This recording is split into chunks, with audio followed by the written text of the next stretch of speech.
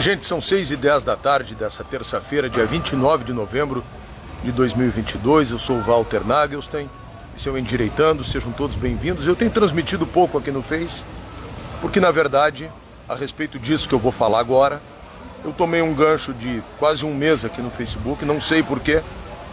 Eles me disseram que eu tinha infringido a regra da comunidade 2 vezes, e a regra da comunidade é a seguinte: é discurso progressista. Quem não tiver afinado na hegemonia discursiva, numa determinada linguagem que as plataformas estabeleceram e que o progressismo estabeleceu como politicamente correto, acaba sendo censurado. Esse é o grande problema que nós estamos vivendo hoje. Agora, hoje pela manhã, vocês acreditem, eu fiz uma live no Instagram dando uma aulinha, como a gente faz aqui, sobre a Revolução de 1930 no Brasil. Eu vou rapidamente falar disso para vocês. A Revolução de 1930 foi o seguinte: foi o final da velha república no Brasil. Era presidente do país um cara que se chamava Washington Luiz, e vocês lembram do colégio, tinha aquela história da política do café com leite. Era uma vez para São Paulo, uma vez para Minas Gerais. Então deveria ser agora a vez de Minas Gerais, e o Washington Luiz era o presidente da república representando São Paulo. Aí o Washington Luiz resolveu fazer duas coisas: o delito ideológico. Vocês vejam, 1927, parece, como dizia de maldita memória Karl Marx, a história se repete às vezes como tragédia, às vezes como farsa, né? Ele criou em 1927 uma lei criminalizando a opinião política. O nome dessa lei era delito ideológico. Aliás, vocês podem procurar aí no Google. Se chamou Lei Celerada. Esta lei, além da crise econômica de 2 anos depois, 1929, levou a uma grande crise do governo do Washington Luiz. Bom, nesse contexto todo, ele tinha que ter passado na sucessão o governo para o representante de Minas Gerais. Ele não fez isso. Ele resolve lançar o seu sucessor também do estado de São Paulo, que era Júlio Prestes. Nesse contexto todo, Minas Gerais, insatisfeita, se junta com a Paraíba e com o Rio Grande do Sul e fazem uma aliança que se chamou Aliança Liberal. Vão para a eleição. E nessa eleição, o candidato do Washington Luiz, ou seja, o candidato que era Júlio Prestes, ganha do Getúlio Vargas, que era o candidato da Aliança Liberal. Mas a Aliança Liberal derrotada acusa manipulação e fraude durante essa eleição. E começam a articular uma resistência. Júlio Prestes, eleito presidente, vai para os Estados Unidos em maio. E nesse contexto dele, em maio, em agosto, matam, lá na Paraíba, o então governador da Paraíba, João Pessoa. Não tinha nada a ver com questão política, na verdade era uma questão pessoal lá da Paraíba, de uma divergência com um advogado lá da Paraíba que se chamava João Dantas. Esse João Dantas sofre uma ação de busca e apreensão no seu escritório.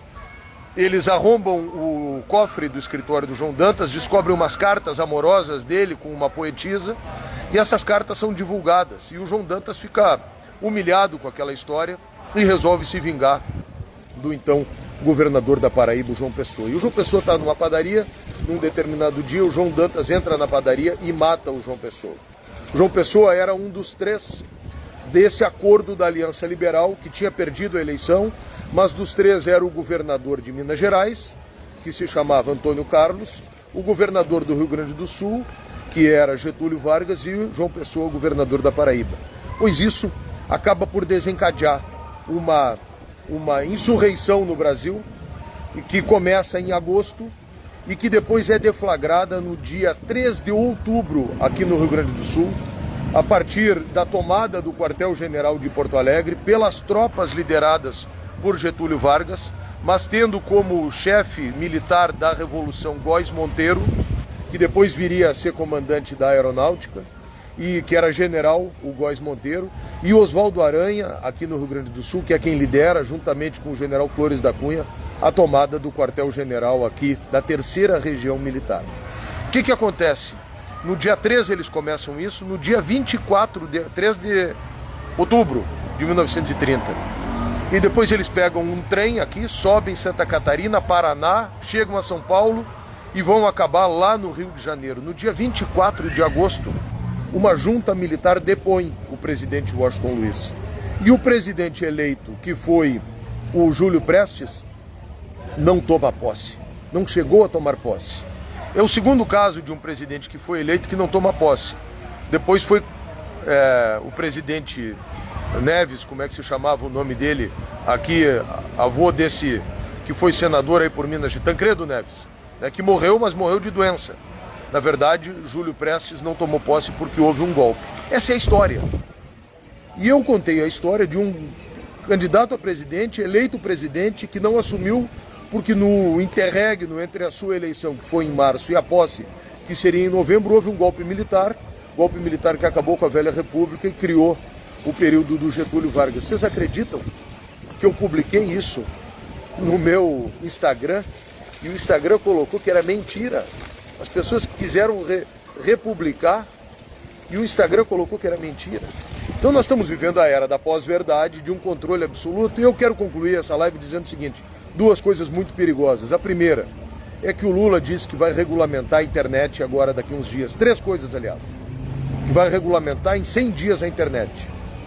Nós caminhamos a passos largos para o aprofundamento da ditadura que nós já vivemos a partir do judiciário. A primeira questão bastante grave é essa, né? A segunda questão muito grave: avança o projeto do Lewandowski, que vai blindar os juízes do que se chama de crime de hermenêutica. Quer dizer, se um juiz tomar uma decisão completamente arbitrária e a favor de uma determinada vertente política, ele não vai, Tancredo, é isso aí, Maria, obrigado. O juiz não vai poder ser responsabilizado. Então nós vamos instituir, de fato, os juízes revolucionários do sistema e do regime. A segunda questão. A terceira, isso não é só no Brasil, tanto é assim da secretária de imprensa, uma coisa inacreditável. E uma jornalista lá nos Estados Unidos perguntou para ela o que o governo americano estava pensando em fazer para criar um mecanismo que criasse impedimento ao livre discurso que o Elon Musk tinha restabelecido no Twitter. A grande diferença, eu diria hoje, da esquerda para a direita, é que a esquerda não basta para eles a estatização, a criação dos coletivos. Eles querem modular a nossa liberdade e controlar as nossas vidas, inclusive com aquilo que a gente pode e que não pode dizer. Ou seja, é acabar com o direito do armamento, restringir a liberdade, nos impor o que eles querem e criminalizar as nossas posições. E agora, com a atitude heróica do Elon Musk, que eu chamo de heróica, de comprar o Twitter e restabelecer, que cada um dá a sua opinião, e as pessoas gostem ou não, é óbvio que a gente tem que evitar o discurso de ódio, de segregação, desse tipo de coisa, mas tem que se restabelecer a liberdade, porque nós estamos ficando escravos do politicamente correto e do esquerdismo que tomou conta da universidade, a partir da universidade, do judiciário, da educação e de absolutamente tudo. A gente está vivendo aqui, em 1984, o Ministério da Verdade, uma verdadeira ditadura. Então eu contar a história do Brasil e as pessoas não poderem republicar a história do Brasil porque o Instagram diz que é mentira, e eu ter ficado 45 dias tomado um gancho aqui no Facebook porque diz que eu falei um discurso que violou as regras da comunidade. Gente, as pessoas, vocês precisam se aperceber: ou nós nos levantamos ou nós vamos morrer de escravos e de joelhos. E aliás, a respeito disso, amanhã é aniversário de Winston Churchill, aniversário do nascimento do maior líder conservador, maior político do século XX. Nós devemos a nossa liberdade a Winston Churchill. Ele combateu o fascismo, o nazismo e o comunismo, Winston Churchill. E num determinado momento, no início da Segunda Guerra Mundial, quando a Alemanha começa a atacar a Inglaterra, a Força Aérea Inglesa consegue vencer a primeira parte da guerra da Inglaterra, do ataque dos nazistas. Aquilo que se... E aí Winston Churchill cunha uma expressão que diz o seguinte: nunca tantos deveram tanto a tão poucos. Porque eles haviam, os ingleses, descoberto o radar, e o radar permitiu a eles uma vantagem tática e estratégica, porque quando os alemães voavam desde a Polônia invadida e a França invadida para atacar a Inglaterra, eles sabiam antes, mas foram praticamente kamikazes, porque eles tinham 4 aviões alemães para cada avião inglês. E mesmo assim, os ingleses conseguiram resistir, com enormes perdas, mas resistiram porque senão teriam sucumbido. E nesse momento que eles resistiram e venceram e praticamente destruíram a Luftwaffe, na primeira parte da Batalha da Inglaterra, o Churchill disse isso: nunca tantos deveram tanto a tão poucos. E eu quero aproveitar que amanhã é o aniversário de Winston Churchill para dizer a vocês que estão resistindo e fazendo a Revolução dos Girassóis, que nunca tantos deverão tanto a tão poucos. Parabéns, patriotas. Continuem resistindo. A nossa liberdade está sob ataque. A história real, o fato histórico, nós podemos mais. E por isso que é tão importante. Ou a gente resiste e luta, e se for o caso tomba, mas tomba em pé, ou nós morreremos como escravo do coletivismo, da nova ordem, da imposição e do socialismo, morreremos de joelhos ante a essa onda do progressismo e do politicamente correto que quer senhorar das nossas vidas, da nossa liberdade e da nossa conduta.